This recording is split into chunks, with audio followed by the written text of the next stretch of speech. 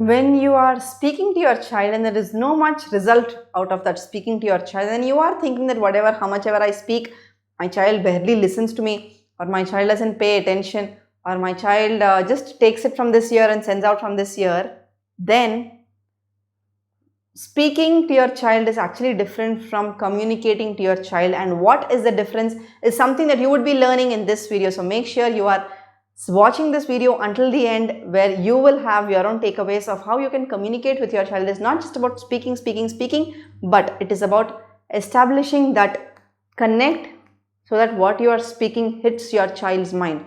So what is it about? Let's get going.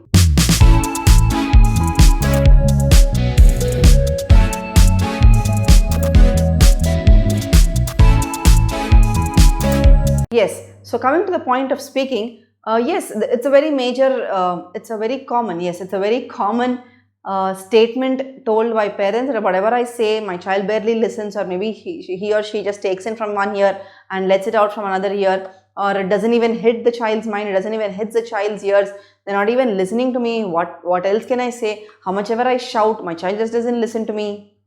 It's not about that. It is not just about what you are speaking. It is not just about what you are doing on this, in this, with your physical state. Yes.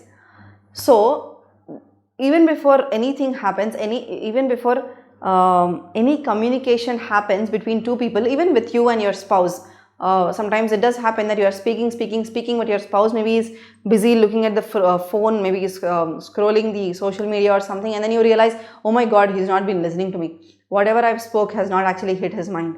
Yes, it happens. It happens. And with child, it happens very commonly, because even with other people also, it happens very commonly. If you actually notice, if you are conscious about what is it that needs to happen, you will start to understand that you have to connect before you communicate. And this connection, what is this connection? Let's try to understand what is this connection. Connect with your child, I am trying to connect with my child, but I just don't seem to understand how I can communicate what I'm saying to my child. So what is this connection? So when your child is doing something, and when you have come to that room to tell the child that, okay, this is lunch time, just come for lunch, or maybe something that you are trying to tell the child. Firstly, the physical state of what your child is and what you is different, right? The connection has to happen at the physical state, meaning physically maybe you are tired, physically maybe your child is overwhelmed or excited, right? That kind of physical excitement. Emotionally also the child could be excited, but let's talk about the physical set. And then emotional set. You got to connect at the emotional state. So what are your emotions running inside of you? Maybe you are emotionally low, maybe you are dull, maybe you are low at that point of time. You just want to get things done at that point of time. Yes? Emotionally, how are you emotionally? And then how is a child emotionally? So you have to connect at the emotional state with your child. And then the mental state. What are the thoughts that are running in your mind at that point of time? And what are the thoughts that are running in your child's mind at that point of time? Maybe the thoughts that are running in the child's mind is, let me first finish this game and then walk out for lunch. Let me finish this play and then go there. Let me finish this video and then go out for lunch, go out for dinner. Yes, what is the thought running in your mind? The mental state. And then most importantly, the spiritual state. The spiritual state cannot be explained, it is just to be experienced. So the more and more consciously you are working on yourself, you are working on even on your spiritual self, you will understand all these various dimensions of how you can connect with your child. So yes, you are coming there and you are saying something to your child, but it doesn't go, because physically you are at a different level, your child is at a different level. Emotionally, you both are at different levels. Mentally, you both are at different levels. So how can that connection happen and how can the communication happen? It's just like that example where your spouse was scrolling through the social media and you are kind of talking something excitedly about your parents or about your sibling, and then nothing actually hit your spouse's ear or nothing actually hit your spouse's mind. Why? Because your spouse was not emotionally present at that point of time. Your spouse was not mentally present at that point of time. Your spouse was not maybe physically present at that point of time. Yes? So, the point is this, again, when you are trying to tell something to your child, it is not just about the talking that you do with your physical mouth. It's not just about the physical things that you are doing, but it is about the connection that you are making at all these various states, the emotional state, the mental state, the spiritual state, and as well as the physical state, through which whatever you are saying is communicated to your child. Your child starts to understand your need, why you are calling your child to that activity or to that for meal time or for sleep time or for whatever it is. Yes, the intention is the child has to understand and then come, right? It is not that I'll scare my child so the child will come home out of fear. No, it doesn't serve the purpose.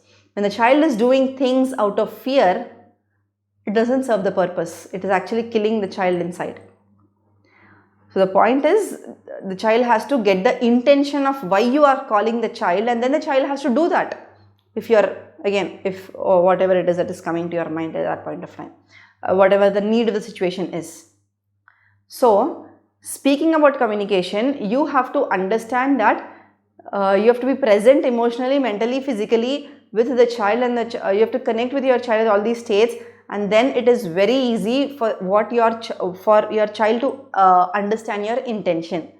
And that is my intention for making this video.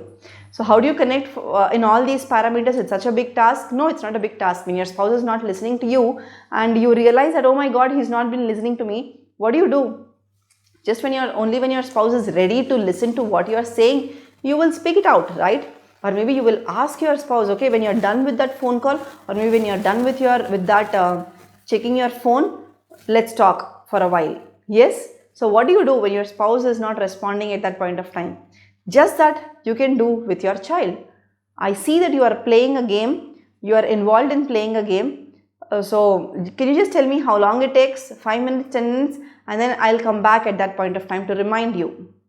Yes, and reminding you doesn't happen. I've been calling you for the last 10 times, for the last 20 times, you're still not coming. No, it's not. That is not what reminding means. It is a genuine reminder where the child is just reminded of maybe the need of the situation or the parent's need, and again, with the connection that you have made with your child, the child understands your intention, and then your child walks to the meal table. Yes. So this is how you can approach whatever it is you want to communicate to your child. Just do this the next time you are in a conflict with your child, and let me know in the comment section below, what did you learn from this video. Happy parenting. Bye-bye.